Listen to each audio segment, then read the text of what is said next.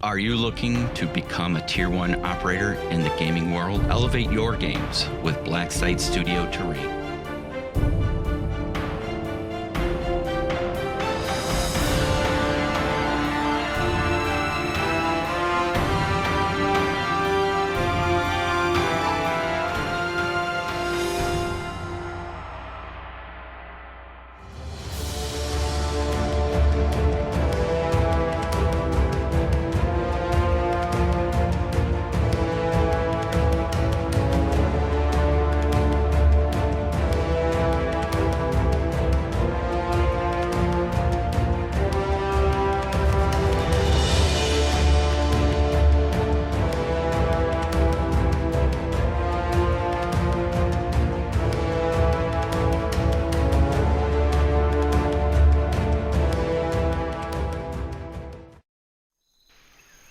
Okay, everybody, welcome back to another quick episode of the Sitrep podcast. I am joined once more by my friend Piotr from Poland, and we are continuing our explorations through Valor and Victory by Barry Doyle into the battles of Dien Bien Phu in March, April, and later on May 1954.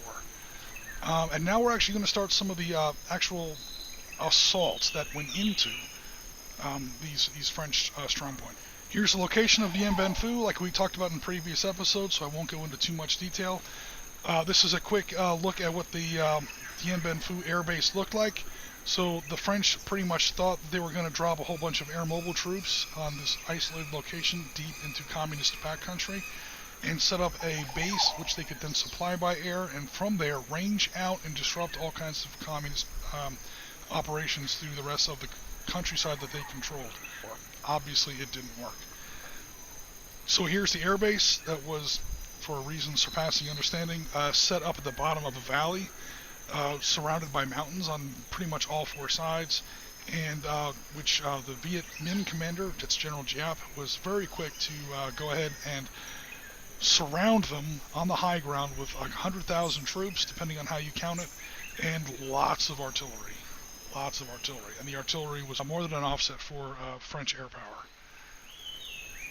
We have a little bit more detailed information about the actual subunits that the French and their allies had set up at these different strongpoints. And what we're going to be looking at today, everybody, is the first actual Viet Minh set-piece assault on one of these French strongpoints. So these French strongpoints are all they all have code names with women's names on them. So the first one that came under direct assault the night of March 13th to 14th, 1954, is Strongpoint Beatrice. So Beatrice is in a lot of trouble.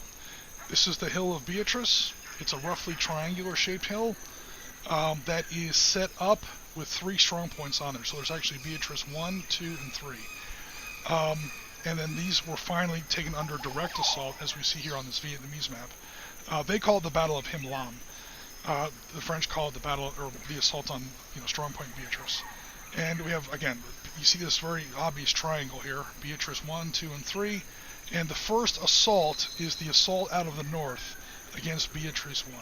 So here we have another map that kind of shows what these 3 strong points kind of look like. It's roughly like that. If you've noticed on the map, Piotr, right down there in the very corner, there's a tiny corner of Beatrice 2. Yep. And that's in there mostly just for reference. I was thinking of putting my mortars there. Oh, okay. This is an actual aerial photograph. So again, it's one hill. This is Beatrice 1 here, with highway, highway 41? Passing between them. So it's a one hill, but that hill has like 3 knobs on it. And that's where they put fire bases A, B, and C. Beatrice's 1, 2, and 3. So here is our map that we constructed for the game. We can see where we have the northern shoulder of Beatrice 1, the very northernmost corner of Beatrice 2. We see Highway 41 that passes between the two. And then we have the jungles that are up here. So the Viet Minh have a huge force. These are all full squads, you'll notice down here. This is the main body of 428th Infantry Battalion, 141st Infantry Regiment, 312th Viet Minh Division. And we have against them 2 understrength companies of the French Foreign Legion 13th Demi Brigade, 3rd Battalion specifically. Quick historical connection fact here: the 13th Demi Brigade of the French of the Foreign Legion. These were the guys that beat Hakim. during the battles of Gazala. This one battalion of like 500, 700 men or so held up 3 of Rommel's divisions for the better part of 2 weeks. Long story short, take your first shot. These guys are the real deal. So obviously they have the cranked up numbers that we see for elite troops in Valor Victory, and they have the E rating to give them, certain access to elite rules. The Viet Minh have none of that. What they have instead is tons of numbers. These are all full squads. There's almost 300 Viet Minh troops on this table. We also have special rules for Viet Minh sappers. We have Viet Minh support weapons. We have newly created 57mm recoilless rifles. Originally American, given to the French and Lend-Lease, captured by the Viet Minh and used against the French in the later stages of the First Indochina War. And of course, we have grenades, the usual stuff, and lots of heavy barrages, because again, Viet Minh artillery has been described. I think his name is Kuliak. There's an actual sergeant with the Foreign Legion that survived this battle, and he described the artillery that was coming at him. It's just simply apocalyptic. So we're jumping into this game. We're about ready to start turn 2. So my friend Piotr is playing the French. So he set up his troops to defend his strong points. He's got to defend these objective hexes marked with the little yellow targeting icon. There's 5 of them in all. I'm trying to take as many of them as I can. I'm starting from the north. I have to cross this open field. The field was terribly open. There was precious little jungle in this jungle battle. You cannot let the enemy get really close to you under tree cover and then assault you. You have to clear that brush and push that tree line back as far as you can with the equipment and engineers you have on hand. So I have to cross a lot of open ground here. I have to cross a lot of slope. I have to cross all these barbed wire hexes here. So we're looking at Viet Minh turn 1. This, at the end of my turn, this wasn't even the beginning of Piotr's turn. At the end of my turn, I had taken 9 full squads of casualties. 9 times 8 is 72 killed, wounded, or missing. That was in my turn. I did manage to mount this tiny little outpost hill and do manage an assault in there. My sappers have also blown some holes in the French barbed wire, but my casualties are absolutely crazy. Then we have the actual French turn where he called in some mortars, did a bunch more damage. He's pretty much blown the first, wing, the first echelon completely off that flanking company over there to the west. I have managed to pretty much secure this hill over here with my defensive fire phase, but I mean, look at my boneyard now. Hopefully you guys can see that on the recording. I mean, now it's just sick. I've lost almost a full battalion, or at least, a company plus of troops. My recoilless rifles have got the enemy in range. They have managed to kill some Frenchmen. So it's starting to get a little bit better for me now, but now we're going to begin turn 2. So now that I've rambled for a good 5 minutes, Mr. Piotr, what do you think of this game so far? Well, actually, I must say it's really bloody. But that's the way it was over there, because Beatrice that we're fighting over was the first defensive position of the French that has fallen during the siege, actually on the first day, and it had fallen within 2 or 3 hours from the initial when the initial shelling ended from the Viet Minh. So actually they were using what Jim is doing over here, so the human wave tactics from the Korean War, and I believe he's doing pretty well.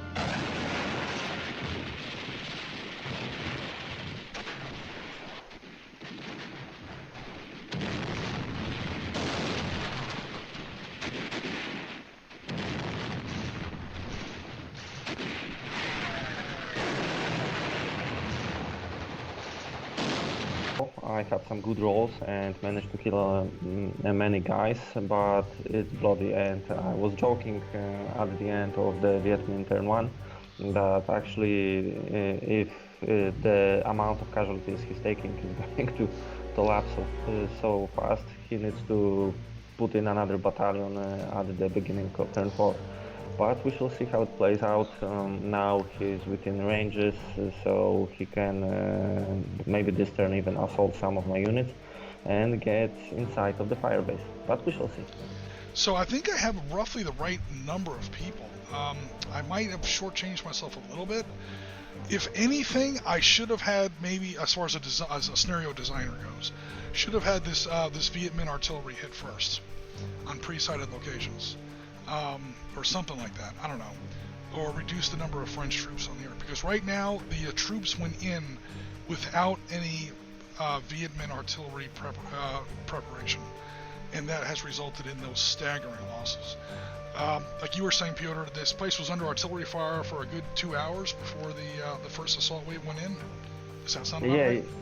Yeah, because it was the French started calling a tradition for Gab, because when he started an assault, he was shelling the positions for 2 hours, and it almost every time started around 5:30 in the evening. So yeah, that brings up another good point. We're playing with night rules, sort of, but kind of soft night rules. So,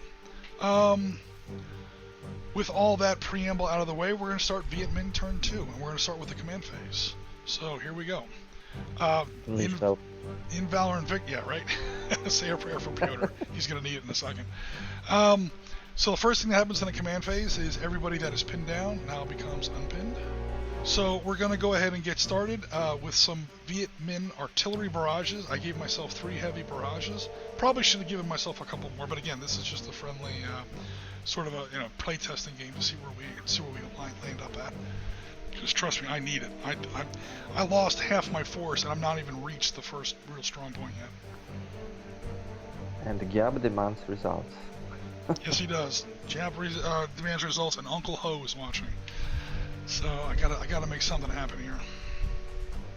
So yeah, I'm gonna go ahead and call in some artillery fire on that 50 cal. I'm sick of him, man. That 50 cal, look at that thing. It's just a beautiful counter. 50 cal with old Marine Corps camouflage. That's not a mistake, by the way.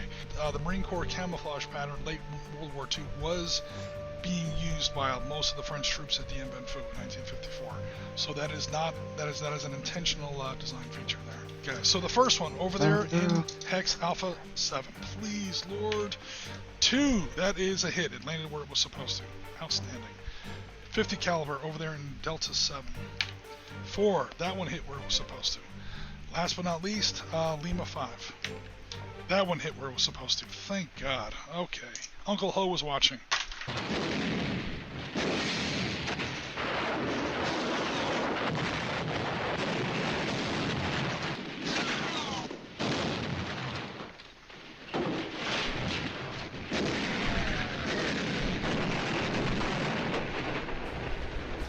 Okay, I think we might actually be able to do some damage now. Heavy barrage lands on. Do you need some tissues, Piotr? Are you okay over there? You start crying.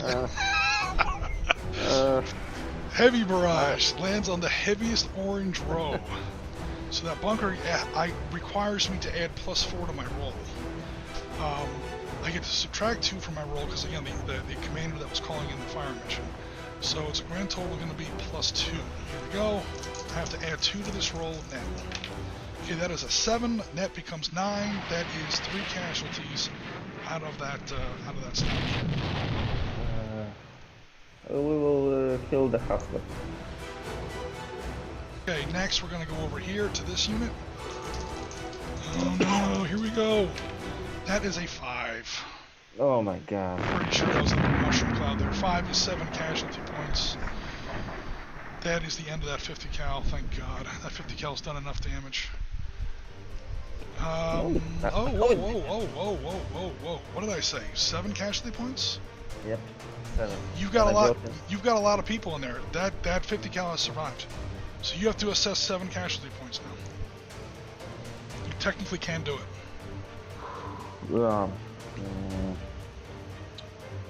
So we should break the full squad into a half squad. No, into a half squad, because I believe that this is the way I can do it. If we will break him into the half squad, that will be 3 casualty points, yes? That's 3, yep, because he went from a 6 down to a 3. We will pin him. That is 4. And we have to destroy the second half squad, I believe. So yeah, either way you wind up with a pinned half squad. You could have just taken off the 6 and then pinned the other squad, but it doesn't matter. the end result is the same. The point is that 50 cal remains in operation unless I can capture it. If I charge up this hill and snatch it up. Uh-oh! Again, we're not playing Advanced Squad Leader, so you can't do that. You can't actually capture enemy support weapons, but in Advanced Squad Leader you can. Okay, so here is the net result of that artillery barrage. We've got 2 casualty markers in there. He does have a medic that's nearby, so he might be able to evacuate them. Again, for people who are familiar with Valor and Victory, they see this as all like house rules. It is house rules, absolutely. Again, we're just trying to get a little bit more of that first world versus third world kind of a dynamic going here, where he took casualties there, and that's bad enough. If he can get a medic there to him before I either capture those casualties or they bleed out, we have bleed out rules. What he can do on a successful evacuation is mitigate or reduce the casualty, penalty, or I should say the victory point awards that I'm going to get for killing those people. And I rolled a 5. Net plus 2 becomes 7. 7 is 5 casualty points out of this stack. I'm pretty sure they are toast. Yep, they are like Awesome. That was my big Sunday punch. So I've now used up all 3 of my heavy barrages. I have no more heavy barrages. Okay, so there is the net result of the artillery strike on Hex Lima 5. Okay, so that's it for my command phase. I'm not going to do my direct fire phase. These recoilless rifles, which were historically there, they were used as light direct artillery according to both French and Viet Minh sources. So I have a 5 here. That's the recoilless rifle. It's going to launch his shelling. And then we have a 5 here. I have to add 2 to those rolls. I have to add another +1 because of darkness. So our darkness rules are kind of staggered. At 0 to 3, it's +0. At 4 to 6, it's +1. And at 7+, it's +2. Those are penalties. You want to roll low in Valor Victory, so a plus number is actually a penalty. Actually, this guy has to add 2, so I don't even think I'm going to shoot him. In fact, I'm not going to shoot him because I want to move in. He is badly positioned. So he is not going to shoot, it's just going to be this guy. Okay, so I got 5 points. I have to add +2 to the roll. I don't have too much faith in this attack. 6 becomes an 8 on the 5 table, that's no effect. Actually, that 6 becomes a 9. +2 for trench, +1 for darkness. So that's going to be it for my direct fire phase. We move quickly on to my movement phase. Okay, and I will stop you here and I will try to do some, Opportunity fire. Now, an officer, per the rules, can use a light support weapon, which that does count out. That's the L there underneath the stock of the weapon. So he can use both his own firepower plus the assault weapon, or the support weapon, so he gets 3 points. He has to subtract 2 from his roll because he is using opportunity fire against a point-blank target. And he's also going to roll, subtract 1 from his roll for his own skill. Again, that's the -1 he's there. And then -2 for point-blank opportunity fire. So it's a small roll. He's only got 3 points there, but he gets to subtract 3. Because he literally has about 25 guys, in fact, exactly 25 guys, running directly at him. He's literally just point and shoot, you're going to hit somebody. It's a 6. 6 becomes a 3, that's a lot of casualties for me, at least for such a small attack. But again, pinpoint accurate. So 3 is 4 casualty points. As this lieutenant is going down, and yes, he's going down, guess what he did? He wiped out 1 entire squad. So he is literally French Foreign Legion, man. I mean, these guys are no joke. He's got the pistol, he's got the light machine gun, and he either killed, wounded, or suppressed, rendered combat ineffective 1 entire squad of Viet Minh troops that are bum rushing him. Okay? And do the guys in Bravo 7 see this stack of yours in Alpha 5? Yes, they do. However, they're not point blank, so they won't get the -2. They'll only get -1. Okay. Still. Yep, 6 points at -1. It's a 6. 6 becomes a 5. I believe that's more casualties. Oh yes, definitely. That is 3 more casualty points. Okay, so is anyone else going to take opportunity fire against that stack? Thinking. Actually, yes. The guys in Charlie 8 will try to hit them because they can see them also. So let's try. No, it's a 7. Okay. And that's all. Yeah, that's all. Can I continue my movement now, or are you finished killing Sure. my guys? Okay, thank you. I mean, are any more of my guys you want to murder before I can move them again? No. Nothing. Oh, he's being nice, everybody. I appreciate that. That stack is still legal. Okay.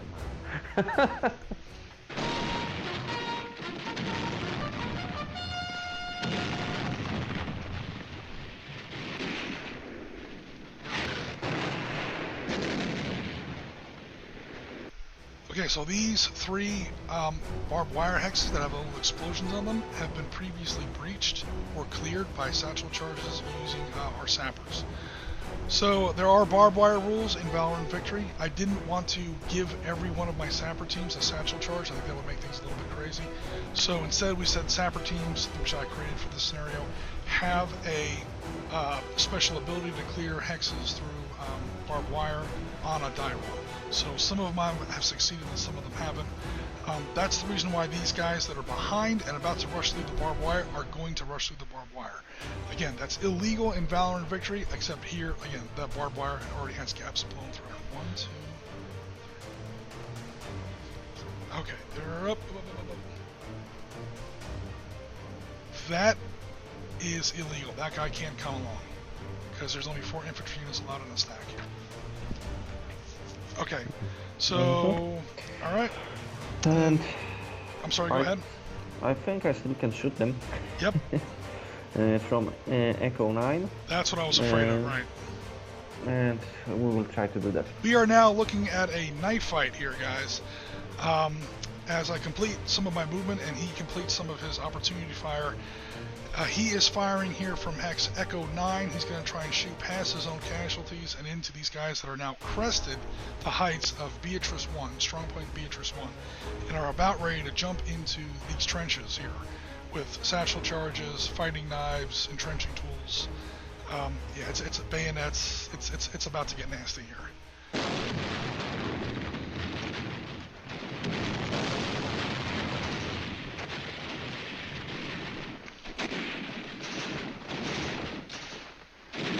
So, yep, you're looking at a grand total of its opportunity fire in the open. However, okay, opportunity fire, so it's a -1. You have to add another -1 because of the commander that's in there. So we're looking at 3 6 points at -2 net. Okay. So it's a 6. 6 at -2 means 4 casualty points. Super easy. I'm just going to take out another squad. Super easy. So I think that completes my movement over there to the west. I'm going to go over now to the east and see what I can make it happen. See if I can make anything happen. Any opportunity fire? No. Okay. This casualty is now mine. Mommy, can I keep him? Which means he's worth double victory points. Because you are now a prisoner of the Viet Minh. Good luck with all that. Okay, I'm pretty sure I know why he's holding his fire. He's saving it for something else. Here comes one of my last big powerful stacks. I've totally lost this game, by the way. But that's okay. I can't go into M3 because that's not cleared for barbed wire. Well, I could go into M3, but I have to stop there. So I'm going to go over to N3, 2, 3, 4, up a hill, 5, 6. Yep. I await your displeasure. The French are a little angry with me right now. First of all, that's 2 more unsecured casualties. I'm almost positive. You'd have to kill everybody in there, but for now I'm just going to take them off. Okay, so yeah, I'm sure you have some opportunity fire coming through me. Sure. Everything that they've got. Just fire everything! Okay, in Valor and Victory Captain's Edition, you're not supposed to combine different stacks together, but you do have at least 3, if not 4 attacks that I can see right off the top of my head. So whichever one you want to do first. Okay, so let's go from left to right. So maybe the guys from Juliet 7 will try to shoot them, but they can only shoot them when they come into the bunker, because they don't see them earlier. That's what I was hoping for. I do now get the benefit of your bunker's defense. Mm-hmm. So we're talking about Kilo 6? No, Viet 7. Okay, cool. Alright, so we're looking at a total of 6 points, because yes, those two can combine per the rules, so it's 6. However, you have to add +4, because I now own your bunker. And it's a 4. 4 becomes an 8 on 6, that is no effect. See, Okay.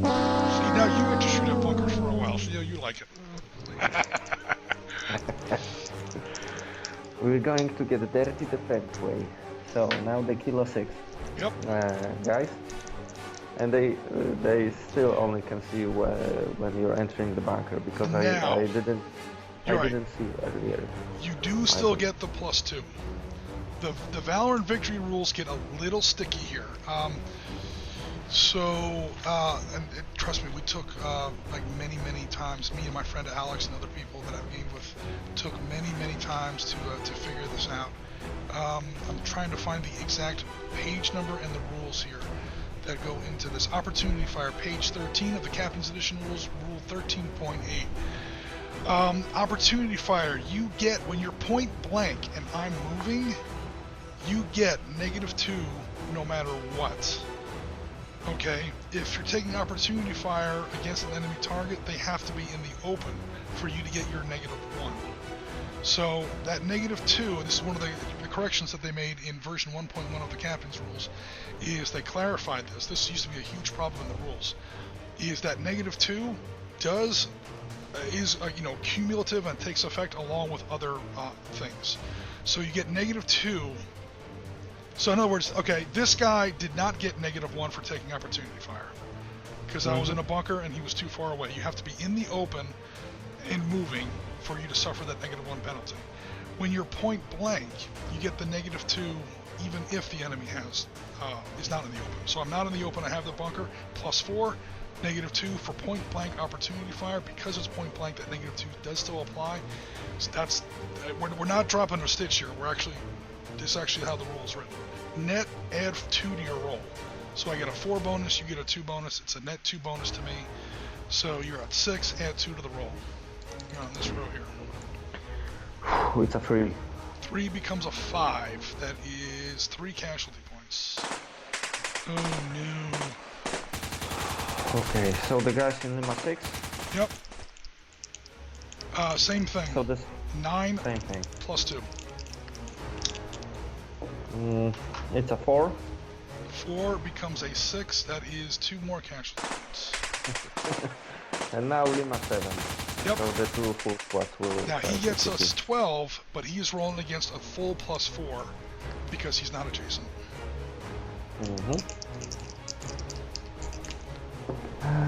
And it's an 8, so because of 8 12... becomes a nothing. 12, no effect. Sweet. Okay, let me go ahead and finish up some more movement. This platoon here is not going to last very long, so I have to get reinforcements up there in a big hurry. Problem is, this follow-on company or platoon does not have an officer with them, so they will move only at normal movement rate. This guy did not fire. He is carrying a heavy support weapon. So a heavy support weapon slows your movement by 1. This guy also has a problem in that these 2 barbed wire hexes were not cleared. So I don't know how I'm going to get him through there. 1, 2, 3.